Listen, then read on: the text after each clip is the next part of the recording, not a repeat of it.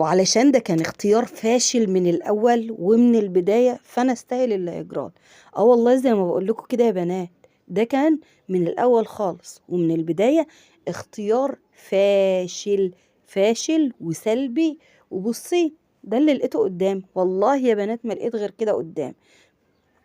صباح السعادة، أنا هنا بقى في وصفات الغلابة، جالك من الزمن الجميل. هقولك على أفكار سهلة جدا بسيطة اقتصادية وعلى قد الإيد، بس طبعا وزي كل فيديو لو أول مرة تشوفيني لايك وشير، وتمني لي من قلبك الخير كومنت حلو كده منك تقولي لي بتتابعيني منين. فتحت بقى يا بنات النهارده ضلفة المطبخ، جيت ابص لقيت فيها شوية ازاز كده مركونين. ارميهم؟ لا طبعا، عمري ما هرميهم. قلت يا بنت قومي كده واستغليهم. جيت ابص كده لقيت معايا 125 جنيه. والله زي ما بقول لك كده 125 جنيه. هيعملوا لي ايه؟ هم مركوني، ارميهم؟ اعمل بهم ايه؟ فقلت يا بنت ايه، لقيت الراجل بتاع البصل معدي، بيعدي عندنا في المنطقة مرة في الأسبوع، فنزلت بنتي جابت ب50 جنيه بصل. 50 جنيه بصل دول إن شاء الله هيقضوني فترة طويلة، يعني ممكن كده يقضوني إن شاء الله شهرين لقدام أو أكتر كمان، وده لأني بستخدم بصلة متوسطة في الأكل. تمام يا بنات؟ حلو الكلام، كلام جميل وزي الفل.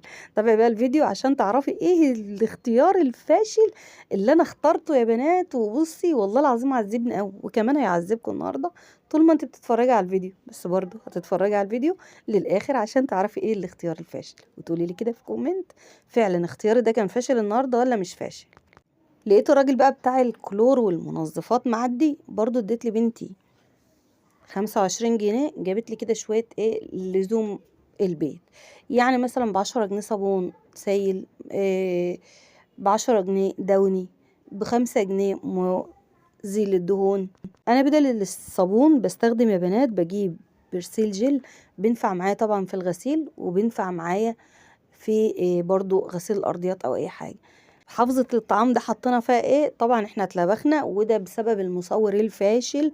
والله زي ما بقول لكم كده يا بنات، المصور الفاشل اللي بيصورنا النهارده.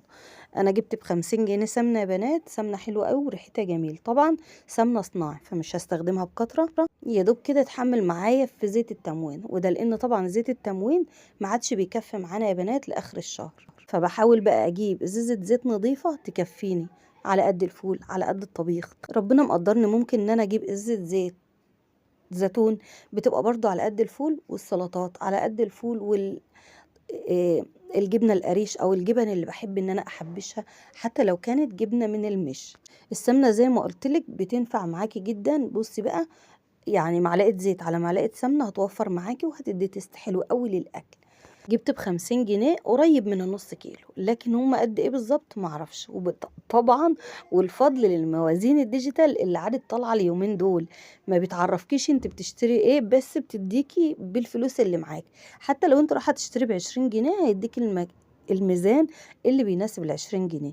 البصل بقى، السمنه زي ما قلت لك عبيتها كده يا بنات، وحطيتها في حافظ الطعام، كانت مركونه عندي بتاعه البنات ومش محتاجينها. اما بقى عن البصل فبدات ان انا ارصه واستفه بالشكل اللي انت شايفاه. لو في اي قش او في اي حاجه مش نظيفه، ببدا ان انا اتخلص منها عشان ان انا احتفظ بالبصل يكون نظيف معايا كده بالشكل اللي حضرتك شايفاه، ويقعد معايا فتره تخزين طويل. قلتلك طبعا اني بستخدم بصلة متوسطة في الاكل بتاعي، فما شاء الله انا جايبة كيلو البصل ب10 جنيه. عايزاكي بقى تقوليلي كده في كومنت بتشتري البصل عندك بكام. جبت اللهم بارك 5 كيلو بصل ان شاء الله هيقضوني لفترة طويلة. طيب بعد كده بقى يا بنات، جبت ايه بال50 جنيه التانية؟ يبقى انا جبت هنا ب50 جنيه بصل، 50 جنيه سمنة، ودول هيقضونا ان شاء الله يا بنات. يعني معلقة السمنة كل يوم هطبخ بمعلقة واحدة بس من السمنة، عليها معلقة من الزيت، هيقضونا ان شاء الله فترة طويلة نص كيلو. البصل نفس النظام، هستخدم حباية بصل واحدة برضو في الاكل. انا هنا ولادي بيحبوا يكسروا كده البصل، كل يوم بصلة بحط عليها معلقتين من الخل وشوية من الملح، وبتتساب في التلاجة. بصي بتبقى مضاد حيوي يا بنات هايل، بالذات اليومين دول، وانتوا عارفين طبعا ان ادوار البرد منتشرة. فانصحكم بقى ان انتوا تجيبوا بصلة وتكسروها كده وتحطوها في التلاجة وتاكلوا منها عليها شوية ملح خفاف وشوية من الخل. بتقعد معاكم لفترة طويلة، بتدي تسكرة حلوة قوي مع التخليل، يعني مخلي البصل بتسكيرة كده طعمه حلو قوي. خزنا البصل وخزنا السمنة، يبقى هنعمل ايه بقى؟ ببدأ ان انا افتح الاكياس بتاعة البريل السايل واكياس الدوني. وزي ما انت شايفه انا ببرمها برمه بالشكل اللي حضرتك شايفاه، وابدا ازق الرابطه لورا، بيتفتح معايا بكل سهوله. هنا بقى يا بنات بحط البوز بتاع الكيس، البوز لما الفاضي خالص، وهبدا ان انا اعبي بكل سهوله. على فكره انا ما استخدمتش هنا خالص اي اقماع، مع العلم ان عندي قمع، وده طبعا القمع عارفين انه بيسهل علينا عمليه تفريغ الحاجات السايله دي من الاكياس، او نقل الحاجات السايله دي من الكيس للازازه. بصي بقى، البرسيل الجل ده بغسل بيه كوتشيات الاطفال بتاعتي، يعني ولاد الصغيرين بينزلوا في الشتاء، فبغسل بيه الكوتشيات، بيبقى هال يا بنات. هتمسحي بيه الارضيات برضو مع معطر او شويه من الدوني، شويه معطر ارضيات، بيبقى برضو تحفه يا بنات. بس ناخد بالنا عشان ما نتزحلقش، لان الرغوه بتاعته والنعومه ممكن تزحلق اي حد، فشويه صغيرين كده بيوفوا الغرض. بغسل بأي حاجة مش محتاجاها، لو أي مفروشات كده بتحطها على الأرض أو حاجة وما عندكيش شامبو سجاد، ما عندكيش أي مساحيق غسيل، بقدر إن أنا برضو أستخدمه في غسيل أي حاجة يا بنات. الدوني طبعا عارفين إنه بيتحط على الملابس، بتنضفي بيه الأرضيات. ممكن تجيبي شوية كده من الدوني وتحط عليهم شوية من المية، وتبدأي إن انت تطبخي بيهم اي اوضه، اي غرفه عندك. تقدري ان انت تجيبي شويه دوني على شويه ملح وتحطيهم في اي علبه وتخرميها وتحطها في الدولاب، بيدي ريحه هايله للدولاب او للملابس اللي جوه الدولاب.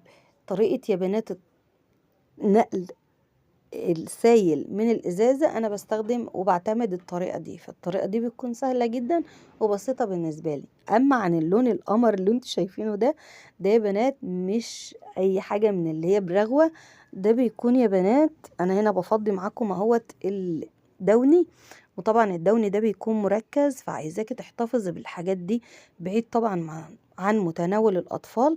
انا كل ما بتوفر عليا 10 جنيه 15 جنيه، بلاقي الراجل بتاع المنظفات ماشي في الشارع، فبشتري مثلا ب5 صابون ب5. بص والله العظيم الناس ما عادتش بتقول لا على ال5 جنيه.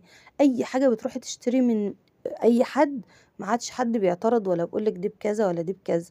الوقت الموازين الديجيتال يا بنات عادت بتوفر عليكي كتير قوي، وعادت بتخليكي تشتري اي حاجة ايا كانت وبالسعر اللي موجود معاكي. فضيت بقى يا بنات زي ما قلت لك كده الصابون، وبدأت ان انا افضي الدوني، وصدقيني انا جايبه ب10 جنيه صابون وب10 جنيه دوني. وفي الاخر بقى يا بنات جبت بقى ايه، زي ما انتوا هتشوفوا معايا كده، جبت ب5 جنيه، والله زي ما بقولك كده ب5 جنيه آه مزيل للدهون.